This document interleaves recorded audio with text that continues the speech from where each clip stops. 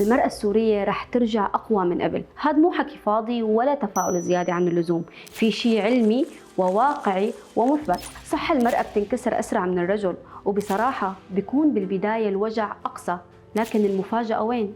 إنه العلم بيقول المرأة بعد الانكسار ما بترجع مثل ما كانت، لكن بترجع أقوى. في مفهوم بعلم النفس اسمه النمو بعد الصدمة، يعني المرأة مو بس بتتجاوز يلي صار معها، بل بتطلع منه أوعى وأثبت وأنضج. دراسات كتيرة أثبتت إنه المرأة بتحقق نمو أعلى بعد الصدمات مقارنة بالرجال، حتى لو البداية كانت أصعب.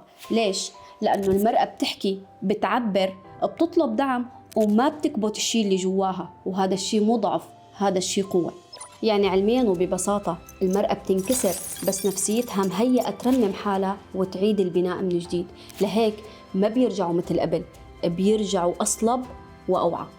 وإذا بدنا مثال قريب منا، شوفوا المرأة السورية بالسنين الماضية كيف كبر دورها بالمجتمع، بالتعليم، بالعمل، بالإعلام، وحتى بالمبادرات. مو لأنه الطريق كان سهل، بل لأنه الوجع كان كبير والوقوف بعده كان أكبر. وأنت برأيك سيدتي، القوة إنه ما ننكسر ولا إنه نعرف نوقف من جديد بعد الانكسار؟